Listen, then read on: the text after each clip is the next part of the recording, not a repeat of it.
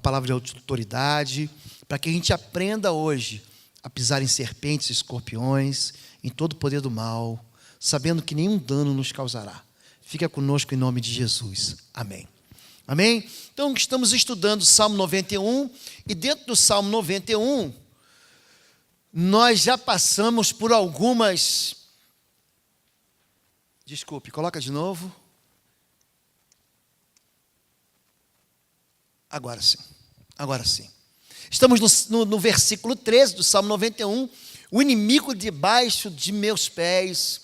Salmo 91, 13, diz assim: pisarás o leão e a cobra, calcarás aos pés o filho do leão e a serpente. A nova tradução da linguagem de hoje, diz: você pisará o leão e a cobra, pisoteará o leão forte e a serpente. Então, a Bíblia deixa claro que aquele que habita no esconderijo do Altíssimo, aquele que está vivendo à sombra do Onipotente, recebe uma autoridade para destruir uma força venenosa, para destruir uma força maligna. Quando a Bíblia fala de leão, quando a Bíblia fala de serpente no seu sentido maligno, está dizendo do inimigo que busca te devorar, o inimigo que quer te envenenar. Calcar os pés significa esmagar com os pés. E você vai reparar que isso é uma toada na igreja, nesse sentido, a Bíblia vem se repetindo e anunciando. Por exemplo, Josué capítulo 10, ele vence os 5 inimigos, 5 reis de uma confederação, e diz assim em Josué 10, de 23 a 25. Os 5 reis foram tirados da caverna, eram os reis de Jerusalém, de Hebrom, de Jarmute, de Laques e de Eglon.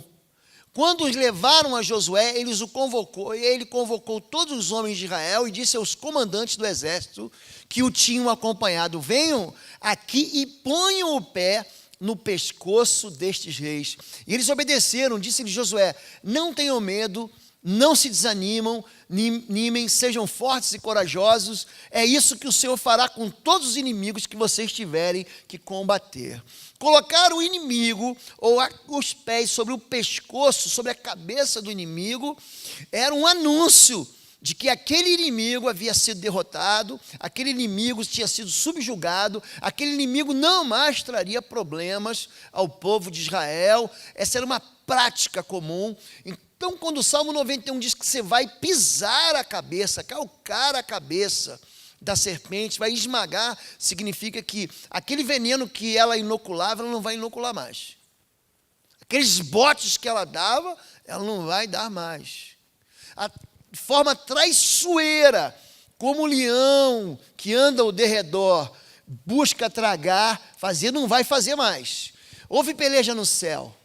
Miguel e seus anjos pelejavam contra o dragão, e também pelejavam o dragão e seus anjos, todavia não prevaleceram, nem mais se achou no céu o lugar deles, e foi expulso o grande dragão, a antiga serpente, que se chama Diabo e Satanás, o sedutor de todo mundo. Sim, foi atirado para a terra, e com ele os seus anjos. Apocalipse 12, de 7 a 9, descortina uma realidade celestial e conta o que aconteceu. Houve uma batalha. Eu quero que você entenda que existe uma noção assim muito clara de uma realidade espiritual, de uma batalha espiritual que acontece longe daquilo que os nossos olhos podem alcançar.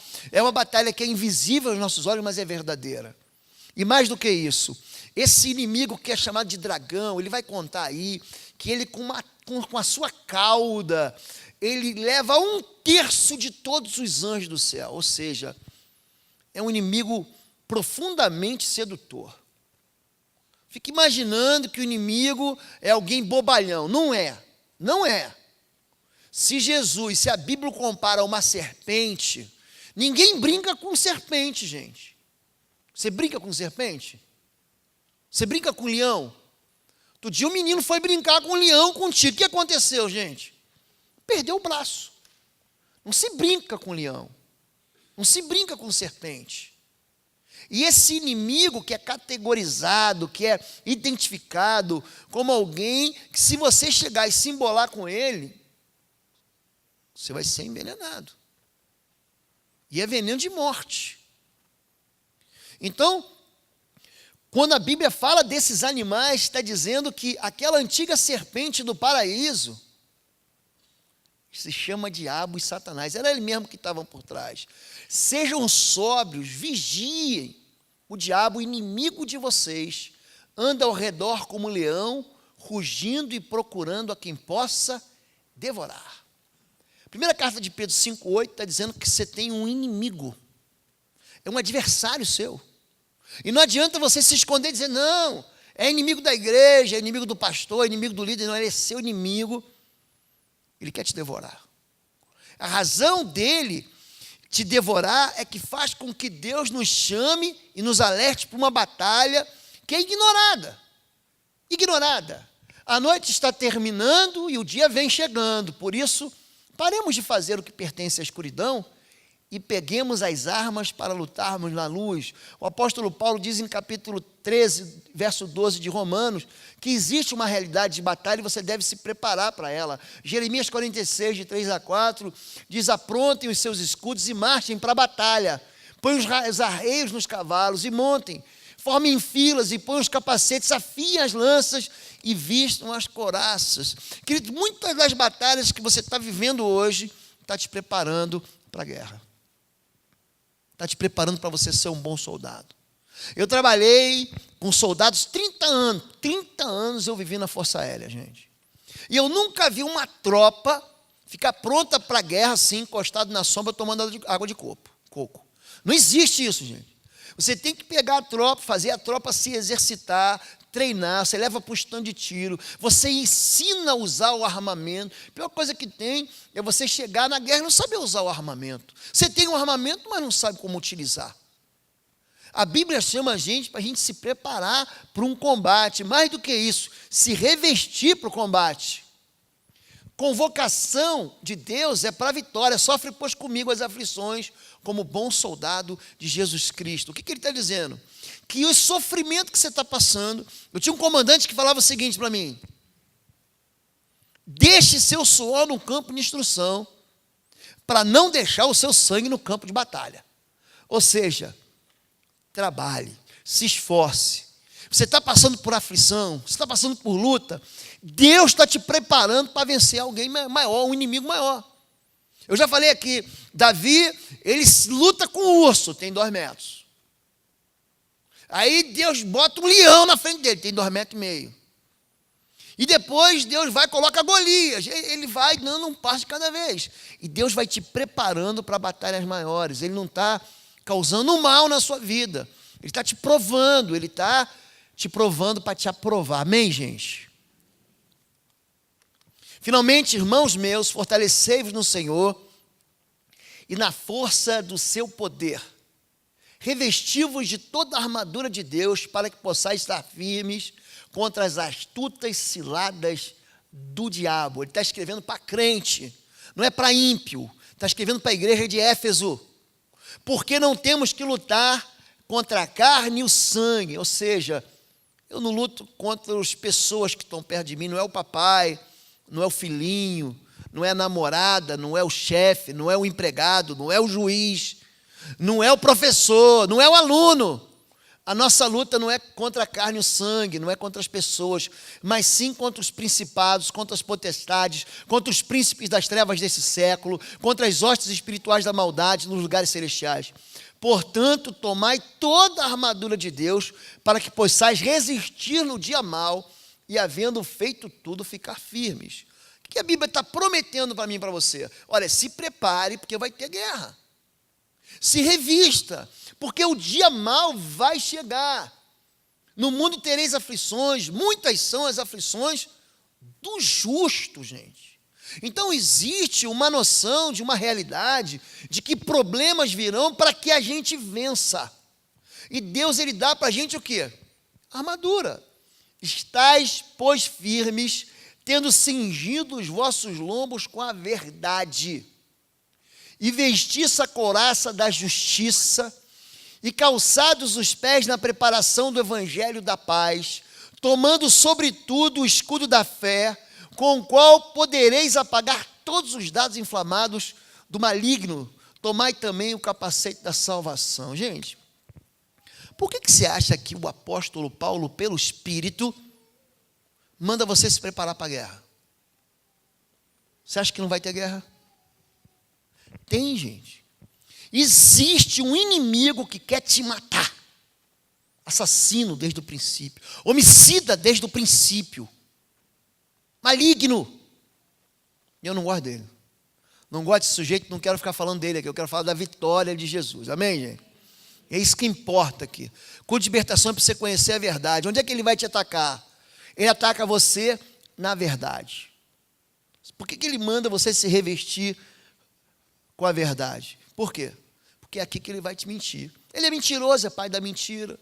Ele vai dizer para você coisas como: não tem jeito na sua vida, é impossível, não vai acontecer, isso nunca vai chegar, você nunca vai conseguir. Mentira. Ele vai atacar você com injustiça, com pecado, com orgulho, para você achar que quem te salva é a tua religião, para você achar que quem te salva é a tua inteligência, é a tua capacidade emocional, é a tua capacidade de superar crises. Isso é mentira. Gente, as nossas justiças são como trapos de imundície, não tem valor nenhum. Ele vai atacar o quê, gente? O teu sossego. Ele vai trazer para você notícias ruins. Evangelho são boas notícias, boas novas. Em vez de ele trazer para você um tempo de paz, ele vai trazer notícia de guerra. É isso que ele faz. Ele vai atacar a sua fé. E a fé da gente é atacada com o quê, gente? Com medo, com dúvida. Ele quer mesmo que você tenha muito medo, que ele te desabilita. Ele pega o soldado iniciando a guerra, faz estourar uma bomba do lado dele para ele ficar com crise de medo na guerra. E ataca a tua salvação. Como é que ele rouba a tua salvação? Fazendo você crer que você perdeu a salvação. Tem gente que faz isso, gente, faz striptease, eu falei aqui na semana passada, faz striptease da armadura, joga o capacete da salvação para um lado, chuta a bota da preparação do evangelho para trás, joga o escudo da fé para o outro lado, e aí ele fica debaixo dos ataques do inimigo. Quando Deus fala de guerra para a gente, armadura para quê, gente? Para que possais estar firmes contra as astutas ciladas do diabo, para que possais resistir no dia mau e, havendo feito tudo, ficai firmes. O que significa isso? Que o inimigo vai tentar me atacar. Ele vai tentar me atingir. Essa batalha espiritual, 1 Samuel 17, quando Davi, ele fala com o gigante, ele diz o seguinte, ó, e saberá, ele profetiza, saberá toda esta congregação, que o Senhor salva, não com espada, nem com lança, porque do Senhor é a guerra, e Ele vos entregará na nossa mão. Gente, de quem é a guerra, gente? De quem é a guerra, gente? É do Senhor. A minha luta é contra um ser espiritual. Eu consigo lutar na carne, gente? Eu consigo vencer o inimigo, gente, gritando, brigando, saindo no tapa com ele.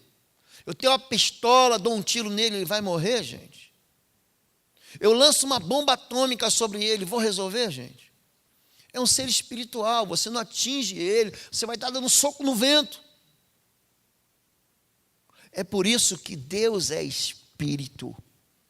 E Ele é o Senhor da guerra. Ele é o Deus que vence as nossas guerras, mas Ele prepara a gente, Ele treina a gente. Salmo 18, 32, 35, também escrito por rei Davi, ele diz: Deus é o que me cinge de força e aperfeiçoa o meu caminho, faz os meus pés como os das servas, e põe-me nas minhas alturas, ensina as minhas mãos para a guerra, de sorte que os meus braços quebraram um arco de cobre, também me deste o escudo da salvação, a tua mão direita me susteve, a tua mansidão me engrandeceu.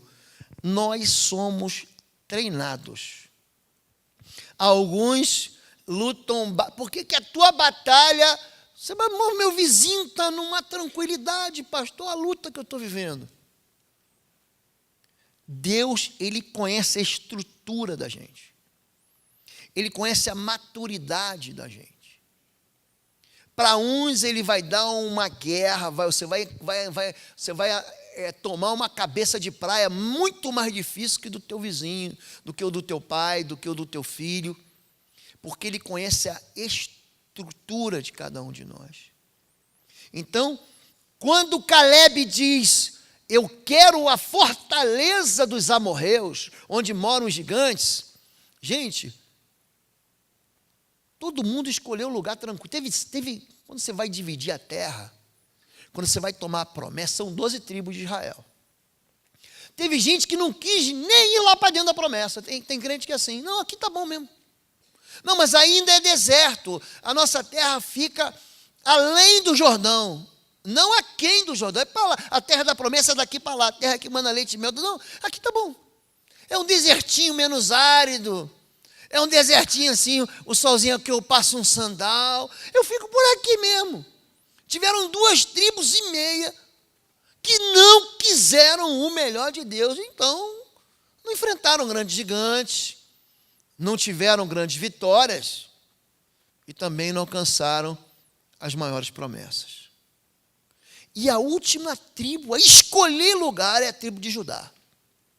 Quando Caleb, ele chega e fala assim, eu quero aquele lugar. Era o pior, era uma montanha, gente. E lá tinha a fortaleza dos jebuseus. Ele fala, eu quero aquele lugar lá. Eu quero o melhor lugar. Porventura o Senhor não será comigo. Porque nenhuma das suas promessas caiu. Lembra o que ele fala em Números 13? Eia! Ausentou-se deles a sua força. Os inimigos estão tremendo de medo. Nós vamos devorá-los como pão. Treinados para vencer. Deus treina cada um de nós. E quando você vê a luta, pode falar, Deus está me preparando. Meu irmão, começa a fazer musculação espiritual. Ora, jejua, busca Deus, porque Ele vai te dar vitória. Agora, de onde vem essa autoridade para vencer, então, o inimigo e as trevas? E lhe disseram, com que autoridade fazes tu essas coisas? Ou quem te deu tua autoridade para fazer essas coisas? Marcos 11, 21. Os fariseus religiosos veem Jesus expulsar demônio, curar enfermo. Jesus faz paralítico andar, faz cego ver, faz mudo falar. Ele submete os espíritos imundos. Com que autoridade? De onde vem a autoridade, gente? De onde que vem isso? Então disse Deus, façamos o homem à nossa imagem, conforme a nossa semelhança. Domine, presta atenção nessa palavra, ele sobre os peixes do mar, sobre as aves do céu, sobre os animais grandes de toda a terra e sobre todos os pequenos animais que se movem rente ao chão. Em Gênesis capítulo 1, quando Deus faz um homem, Ele coloca no jardim do Éden para o lavrar e para o proteger, para o guardar. E Ele libera para o homem autoridade, domínio. Você sabe que quando você dá nome à pessoa, você dá destino para ela. Quando Adão diz, essa aqui é a girafa, esse aqui é o jumento, esse aqui é a zebra, esse aqui é o pardal, beija-flor, esse aqui é o ornitorrinco, não sei de onde que ele tirou esse nome, mas ele vai dando nomes para os animais e a partir daí ele exerce domínio sobre eles. É por isso que ao que vencer será dado um novo nome numa pedra branca. Ninguém vai saber, só quem vai saber é Deus e o dono do nome. Você chega para uma pessoa e fala assim, Iago.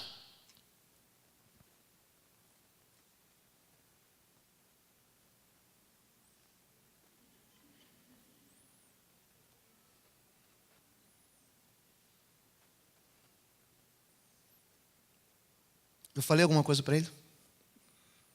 Eu falei alguma coisa para ele? Vem, agora fica aqui. Vem aqui, aperta a mão do pastor. Pronto, só auxílio a instrução. Isso, abraço. Agora pode voltar. Quando você fala Marcelo, Maurício, a pessoa está distraída. Lembra que o professor fazia isso? Chama pelo nome. Dar nome é ter controle, ter domínio. Deus deu o domínio, a autoridade ao homem. O que o homem fez com a autoridade? Entregou a autoridade que Deus deu para ele na mão de quem? Da serpente. É por isso que Satanás vai tentar Jesus. Ele diz o quê? Se tu prostrado me adorares, eu te darei autoridade sobre todos esses reinos da terra, porque a mim me foi dado. O ser humano, Adão, entrega a autoridade que Deus deu para ele sobre a terra a Satanás. Por isso que ele é chamado de príncipe deste mundo, ou príncipe desse século. Vocês entenderam isso? Então a autoridade vem de quem tem autoridade. E Adão perdeu por desobediência. Lamentações 5,16, a Bíblia diz: caiu a coroa da nossa cabeça. Ai de nós, porque pecamos. A coroa é usada por quem senta em trono. Sim ou não, igreja? Sim. Então existia coroa, e essa coroa foi dada para alguém. O reino foi dado para alguém. É por isso que a igreja de Pérgamo, quando a Bíblia fala sobre a carta, quando a Bíblia conta sobre a carta da igreja de Pérgamo, fala assim: lá em Pérgamo está o trono de Satanás. Foi lá que a testemunha fiel Antipas foi morta, foi sacrificada. Então a perda da autoridade vem com o quê? Vem com a desobediência. Se você sair debaixo da autoridade, do domínio, da cobertura do Altíssimo, vou fazer do meu jeito, pastor, então se vira sozinho, mas você vai ser atingido, o mal vai tocar a tua vida. Aí não adianta falar o resto dos praga não chegará à minha tenda. Chegará sim. Não temerei o terror noturno. Ai, pastor, que medo da noite. Vai temer. É só você desobedecer. Quanto mais servo, mais autoridade. Foi assim que Jesus resgatou a autoridade, arrancou a autoridade que tinha sido dada para o diabo, ele tomou de volta.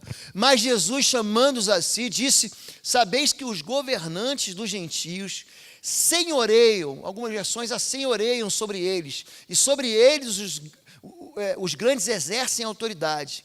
Não será assim entre vós. Pelo contrário, quem quiser tornar-se grande entre vós, será aquele que vos sirva. E quem quiser ser o primeiro entre vós, será o vosso servo. Mateus 20, 25, 27, está dando a chave para você ter autoridade para quê?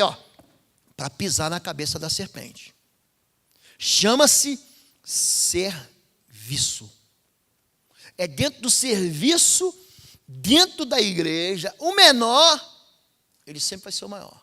O que serve, sempre vai ser maior do que aquele que é servido. Apóstolo Paulo, Romanos 1:1, diz: Paulo, servo de Jesus Cristo. Já viu a autoridade desse homem, gente?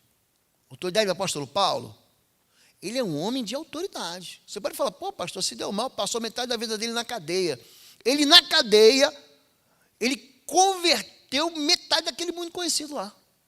E aquilo que ele escreveu pelo Espírito é pregado hoje, 2014 anos depois que esse homem já foi embora. Amém, gente? A autoridade vem com serviço. Jesus, obediência. Ele reconquista a autoridade tecendo uma coroa de espinhos. Lembra da coroa que foi tirada? Porque pecamos. Jesus em tudo foi obediente. E tecendo uma coroa de espinhos, puseram-lhe na cabeça, em sua mão direita uma cana, e ajoelhando diante dele, o escarneciam, dizendo: salve, rei dos judeus. Mateus 27, 29, aqueles soldados que colocaram uma coroa de espinhos na cabeça de Jesus, não sabiam que eles estavam anunciando o evangelho. Gente, o que é espinho na Bíblia? O que é? Porque desobedeceste. Porque tu destes ouvidos à tua mulher, maldita é a terra, e dela nascerá espinhos e abrolhos e ervas daninhas. Quando Jesus recebe sobre si a coroa de espinhos, ele está dizendo o seguinte: a maldição que havia sobre vocês, eu estou recebendo de volta, eu estou levando ela para a cruz. Eu estou resgatando a autoridade que vocês perderam, que Adão entregou para o diabo. Eu estou pegando ela de volta. Os 24 anciãos, Apocalipse 4:10, dá uma visão do reino de Deus. Ali você não vê um monte de coisa que as pessoas pintam em quadros, fazem imagens. Ali eles veem 24 anciãos falando das colunas dos 12 apóstolos e dos 12 tribos de Israel, prostravam-se diante do que estava sentado sobre o trono, Jesus. O adoravam, o que vive para todo sempre, e lançavam suas coroas diante do trono. Apocalipse 4:10 está dizendo que a autoridade na igreja não está nas mãos de um homem. está nas mãos do Senhor. Deus, Jesus de Nazaré, é o Senhor da igreja. Ele é a rocha sobre a qual a igreja está firmada. Ele é a pedra angular que os edificadores rejeitaram. Amém, gente? Jesus, ele reconquista a autoridade. A autoridade, gente, ela vem agora do trono. As coroas foram lançadas diante daquele que estava sentado no trono. Por meio da ressurreição de Jesus Cristo, que subiu ao céu. Ele está no trono, ele está à direita de Deus. A ele estão sujeitos anjos, autoridades e poderes. Primeira carta de Pedro, capítulo 3, verso 1 e 22, está dizendo que Jesus recebeu toda a autoridade.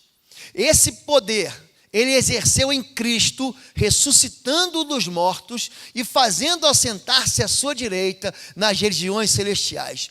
Muito acima, lá no Altíssimo, tá, gente? Muito acima de todo governo e autoridade, poder e domínio, e de todo nome que se nomeia, ou que se possa mencionar. Não apenas nessa era, mas também na que há de vir. Deus colocou todas as coisas, eu gosto dessa palavra aqui, todas, ela inclui tudo. Todas as coisas debaixo de onde, gente? De seus pés. E o designou como cabeça de todas as coisas para a igreja, que é o seu corpo. A plenitude daquele que enche todas as coisas em toda e qualquer circunstância. Efésios capítulo 1, de verso 20 a 23, está dizendo o seguinte. Que Jesus é o quê, gente? É o cabeça da igreja. A igreja não é o corpo de Cristo?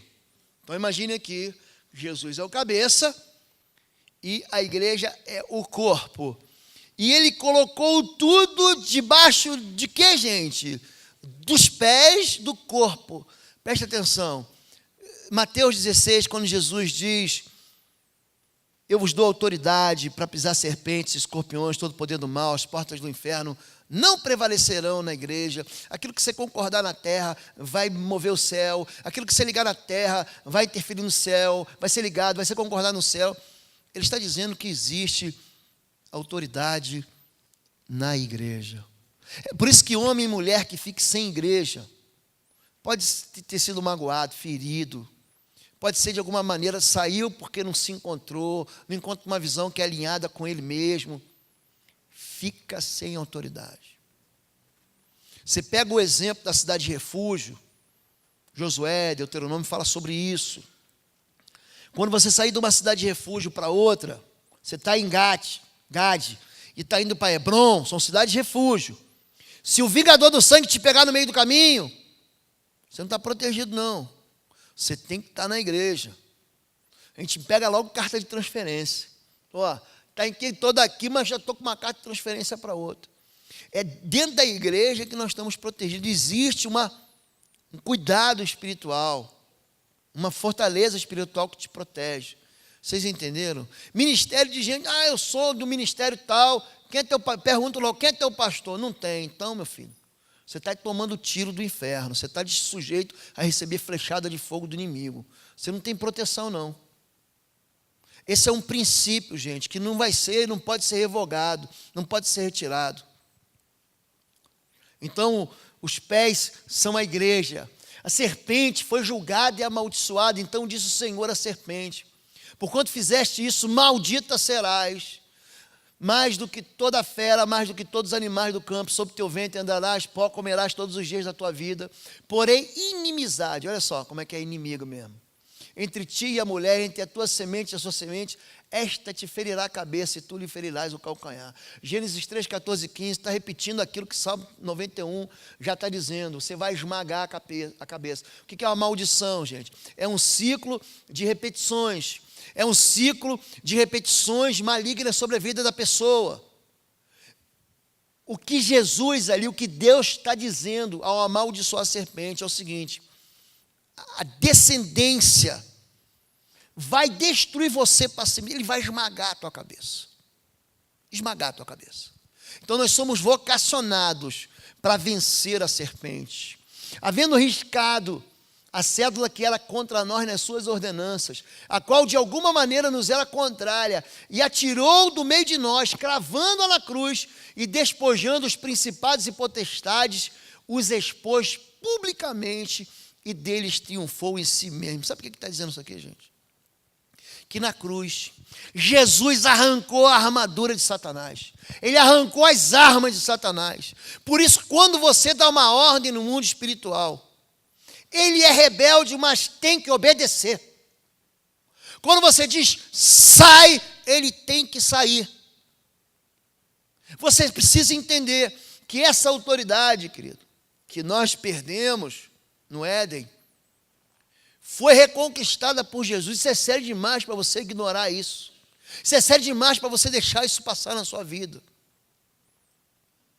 O soldado que está revestido de guarda de trânsito aqui da rua, gente, ele pode ter brigado com a mulher dele, pode estar até divorciado. Ele pode estar passando por um problema de enfermidade, ele pode estar lutando contra um pecado, mas ele continua sendo autoridade. E se você sair daqui com o carro, ele fala, encosta, você encosta o carro. Você pode ser deputado, você pode ser governador, você pode ser juiz, você pode ser bacana, inteligente, ter doutorado, mestrado. O soldadinho que tem um 2º grau vai falar, para, e você vai parar. O nome disso é autoridade. Querido, olha para mim aqui. Você tem autoridade. Dá um amém mais encorajador, pelo amor de Deus, mais aleluiado. Você tem autoridade. Jesus comprou isso a preço do sangue dele, gente. Isso não foi barato, não. A gente tem que deixar para trás. Há uma forma assim, nós batistas, assim, meio tímidas, de entender, de absorver essas realidades espirituais. Não faça isso não, querido. Isso custou caro demais para a gente ignorar. Você precisa entender que você tem essa autoridade para pisar a serpente. O inimigo está debaixo dos seus pés, querido. Amém. Amém. Para que agora, pela igreja, olha a igreja proclamando a sentença sobre o mal, a multiforme sabedoria de Deus seja conhecida de quem, gente? Dos principados e potestades nos céus, segundo o eterno propósito que fez em Cristo Jesus, nosso Senhor. Efésios capítulo 3, de 10 a 11, está dizendo o seguinte, que a igreja manifesta esse poder, manifesta a multiforme sabedoria. Gente, quem é a igreja? Quem é? Diz assim, sou eu. Eu sou a igreja de Jesus. Então, quando alguém falar para você, vamos à igreja, você diz, não, eu sou a igreja. Nós vamos nos reunir como igreja, mas eu sou a igreja. Vós sois a minha igreja, vós que me amais e obedeceis os meus mandamentos. Amém? Jesus transfere do trono a autoridade reconquistada. O negócio vai ficar bom agora, gente. Jesus aproximou-se deles e disse, foi-me dada toda a autoridade no céu e na terra, Mateus 28, 18. Então Jesus já ressuscitou, ele já foi lá no inferno e falou, me dá de volta aqui, Satanás, que é meu, a autoridade é minha. Ele já tomou de volta toda a autoridade, lembra? Os anciãos já jogaram a coroa para ele já recebeu todo o poder, todo o domínio, toda a majestade, toda a glória, toda a honra é de Jesus. Deus nos ressuscitou em Cristo e com eles nos fez assentar nos lugares celestiais em Cristo Jesus. Sabe o que ele está dizendo? Que vós sois sacerdócio real, nação santa, povo adquirido. Querido, ele pegou você. Você está pensando que você está sentado aqui no banco da Igreja Batista Alameda, querido? Querido, você está no trono, nos lugares celestiais. A Bíblia é a verdade. A palavra de Deus, querido, é a verdade. Você tem uma autoridade que Jesus deu para você. Ele pegou você e falou, pode sentar. Pode sentar. Não é uma autoridade, manda quem pode, obedece quem tem o juízo. É uma autoridade de servo. Autoridade de servo. De gente obediente. De gente que não faz negócio com pecado. De gente que não negocia fé. Jesus, ele transfere para a gente. Lucas 10, 17, eu gosto demais dessa passagem. Então regressaram os 70, possuídos de alegria, dizendo, Senhor, os próprios demônios nos submetem pelo teu nome. Mas ele lhes disse, eu vi a Satanás caindo do céu como relâmpago. Eis aí vos dei autoridade para pisar de serpentes e escorpiões e todo o poder do inimigo, e nada absolutamente vos causará dano. Eu te dei autoridade. Pode ir. Se o inimigo te ameaçar, disser que vai contar as tuas mazelas do passado, os teus pecados do passado, se ele disser para você que você não nasceu para isso, se ele disser para você que você não tem autoridade, diga para ele o que Jesus ensinou. Cale-se! Cale sua boca e saia. Amém, igreja? Ele deu isso para você. Não seja intimidado, querido. Não deixe o inimigo dizer que você é escravo do pecado. Não deixe o inimigo dizer que você é escravo daquilo que aprisiona você. Jesus de Nazaré é o libertador. Ele veio para libertar cativo, gente. Amém? Amém. Aqui estão as chaves. Isso aqui é a versão do pastor Lobo, tá bom? O pastor Lobo escreveu uma versão nova. Autoridade delegada. Aqui estão as chaves do reino. O que vocês ligarem aqui será ligado no céu. A mesma autoridade que eu recebi, eu lhes dou. A mesma autoridade que eu tenho, você tem. É por isso que ele vai dizer coisas como: aquele que crê em mim, obras maiores fará. Capítulo 20 de João, verso 21. Eu gosto demais. Jesus chama os discípulos para si. Ele fala assim, ó, assoprando sobre eles. Ele soprou-lhes o Espírito Santo. Ele diz: assim como o Pai me enviou, eu vos envio a vós. Qual era a missão de Jesus, gente? Qual era? Eu vim, ele foi ungido, não é isso? O Espírito do Senhor me ungiu para abrir portas de prisões, para dar vista aos cegos, para pôr em liberdade os oprimidos, para anunciar o ano da salvação, o ano do perdão, o ano aceitável do Senhor. O que a igreja faz hoje, gente? O que a igreja faz hoje? A igreja faz aquilo que Jesus fez. O Senhor disse ao meu Senhor: senta-te à minha direita até que eu faça dos teus inimigos um estrado para os seus pés. O Senhor estenderá o cetro de todo o seu poder desde Sião e dominarás sobre os seus inimigos. Salmo 110 está falando da igreja, gente. Jesus conquista a autoridade para que a igreja faça aquilo que Jesus já fez. Depois virá o fim. Acabou aqui, eu quero lembrar para vocês uma passagem que diz em Marcos 16:15: eis que vos dou autoridade para pisar serpentes, escorpiões e todo o poder do mal. Querido, existe no Salmo 91, verso 13, um segredo ali, que o inimigo não quer que você conheça. Você acha que o inimigo conhece o Salmo 91, gente? Conhece. Sabe o que ele falou para Jesus? O levou, o transportou ao pináculo do templo, diz assim, ó: se mata, se joga daqui. Sabe o que ele cita para Jesus? O Salmo 91, verso 12. Verso 11 e 12. Porque aos teus anjos está escrito. O que ele diz? O que ele diz dos anjos? Ele vai dar ordem aos anjos para que segure nas mãos, para que não tropece teu pé em pedra. Mas ele para aí. Ele para no verso 12. Porque o verso 13 revela a verdade. A verdade é: pisarás, pisotearás a serpente e o leão. Você tem autoridade para isso. Não é porque você é crente, porque você é batista, porque você foi batizado, porque você nasceu de novo. Você tem autoridade porque Jesus deu autoridade para você. Ele conquistou isso para você e deu para você usar para a glória do nome dele. Amém? Eu avancei 5 minutos aqui. 5 minutos de prorrogação. Fique em pé, vamos orar. Quero chamar aqui o Ministério Louvor rapidamente. Fique em pé, queridos. Você entendeu a mensagem, querido? Eu quero que você saia daqui e tenha entendido a mensagem. É importante que você não jogue fora isso. O que você vai fazer com isso agora? Você vai usar a autoridade que Deus te deu com a tua boca. Você tem que expulsar mesmo. Você tem que pôr para correr. Você tem que chegar na tua casa e dizer: essa casa aqui pertence ao Senhor. Você tem que juntar com a tua esposa, com o teu marido, com a tua mãe, com o teu filho e ligar aqui na terra. Eu concordo que essa casa aqui é um lugar de sossego, é um lugar de paz.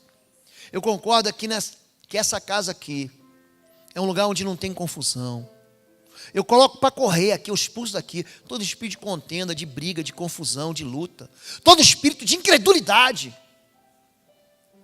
Gente, você não nasceu para ser viciado, gente. Você nasceu para ser livre. Você não nasceu para ficar buscando socorro em prazeres que não é pão. Você está gastando dinheiro com aquilo que não é pão. Você está indo de encontro àquilo que Deus sonhou para você. Você tem autoridade, querido, para dizer ao monte, a dizer ao impossível, sai daqui e vai embora. Ele te deu isso. Você precisa colocar em prática isso. Amém? Feche seus olhos. Em nome de Jesus, feche seus olhos agora. Eu quero fazer aqui um desafio. Em primeiro lugar, para você que hoje, que não conhecia isso, mas que quer receber do Senhor, Senhor, eu quero receber aqui, confirmar a autoridade que o Senhor me deu. Eis que vos dou autoridade para pisar serpentes e escorpiões. Se você quer isso, fique no seu lugar, levante só a sua mão. Deus abençoe todos vocês, queridos. Deus abençoe todos vocês. Pode baixar a sua mão. Você vai receber autoridade, mas você precisa fazer aliança com o Cordeiro. Você precisa fazer pacto com Jesus de Nazaré. Nós somos o povo do Cordeiro. Nós somos a nação de Jesus. Ele comprou a gente. Se você não tem certeza da sua salvação, se você está afastado, desviado, se você está distante de Deus, você pode estar na igreja e estar distante de Deus. Se você hoje quer fazer uma oração, diz assim, Deus, eu quero entregar a minha vida a Ti. Se você quer isso, fique no seu lugar, só levante sua mão, em nome de Jesus. Deus abençoe todos vocês. Deus abençoe todos vocês. Deus abençoe, Deus abençoe, Deus abençoe todos vocês. Você quer entregar a tua vida a Jesus? Levante sua mão, diga eu quero. Deus abençoe todos vocês, amém. Pode baixar suas mãos. Número 3, você tem um inimigo que envenenou sua casa já. Envenenou sua vida já. Já te picou, já te mordeu. O leão que andava rugindo ao teu lado já avançou sobre você. E você já caiu na cilada. Você era para você ter se revestido, mas já caiu na cilada. E você quer livramento do Senhor. Esse culto aqui, querida, é de libertação. De libertação. Se você quer dizer, Deus, eu quero libertação na minha vida, levante sua mão em nome de Jesus. Deus abençoe todos vocês. Deus abençoe, igreja. Pode abaixar a mão. Número 4 e último. Você quer se revestir da armadura do Pai e quer sair daqui cheio desse chamado, dessa vocação que Deus deu para você vencer trevas, para você pisar mesmo sobre as trevas. Você percebe que existe alguma retaliação do inferno e você tem medo ainda. Você tem medo. Você está sendo intimidado pelo inimigo a largar as armas, a abandonar tua fé, a abandonar teu ministério. Que você quer agora, a partir de agora, dizer assim, eu não aceito mais essa perseguição na minha vida. Só levante sua mão em nome de Jesus. Deus abençoe a todos vocês. Pode abaixar sua mão. Pastor Henrique, vem cá. Vou convidar todos vocês que levantaram as suas mãos, que saem dos seus lugares agora, rapidamente. Vem aqui à frente. Vem aqui à frente. Sai do seu lugar e vem aqui. Pastor Henrique é o nosso pastor de famílias. E ele vai lançar uma palavra, pastor, profética sobre a igreja, liberando sobre eles essa autoridade que Jesus delegou sobre a igreja, liberando sobre eles essa autoridade para que eles se revistam do poder do Senhor, para que eles vençam o inimigo, para que eles pisem na cabeça da serpente. Vem para frente aqui, vem. Pode chegar mais. Pastor Lobo hoje falou muito de autoridade. Eu quero te dizer uma coisa. No reino de Deus e também na sua casa, a autoridade não se impõe. A autoridade não se compra. A autoridade se conquista. Às vezes nós não temos autoridade porque alguns querem impor com palavras, na força física. E você não tem autoridade. Outros querem comprar com dinheiro, com presentes, com falsos elogios. Mas você vai conquistar autoridade quando você investir mais tempo meditando nas Escrituras Sagradas, com os seus joelhos dobrados e amando as pessoas que Deus colocou ao seu redor. Aí você vai ter autoridade. Fecha os seus olhos. Senhor, nós queremos liberar, como teu filho disse, uma palavra profética sobre a vida da tua igreja. De fato, o Senhor Jesus conquistou a autoridade. E Jesus conquistou a autoridade com um preço caro. Ele entregou a sua própria vida. Ele não mediu esforços. Ele se entregou totalmente por cada um de nós. E essa mesma autoridade que o Senhor Jesus delegou à sua igreja, delegou a cada um de nós, mas para tanto, Senhor, nós precisamos, e assim como o Senhor Jesus, renunciar a nós mesmos, renunciar o nosso eu, o nosso orgulho, a nossa vaidade, a nossa autossuficiência, e dependermos totalmente do Senhor. Ensina-me, Senhor, ensina-nos a cada um de nós a dependermos do Senhor mais e mais. Senhor, nos ajude a ter um coração humilde, quebrantado, dependente do Senhor. Arranca de nós, Senhor, toda a nossa altivez, toda a nossa soberba. E nos ensine a cada dia a amarmos mais as pessoas que o Senhor colocou ao nosso redor, a meditarmos mais tempo nas tuas sagradas Escrituras e construirmos um relacionamento com o Senhor de oração, de dependência de ti. Pai, nós liberamos uma palavra de avivamento nas famílias da tua igreja. Cada um dos teus filhos aqui serão avivados pelo teu poder e receberão essa autoridade que foi pregada aqui nessa noite, Pai, para a glória do teu nome. Por isso nós abençoamos, ó Deus, cada um dos teus filhos, profetizamos o avivamento do Senhor, pelo poderoso nome de Jesus. Amém, amém e amém.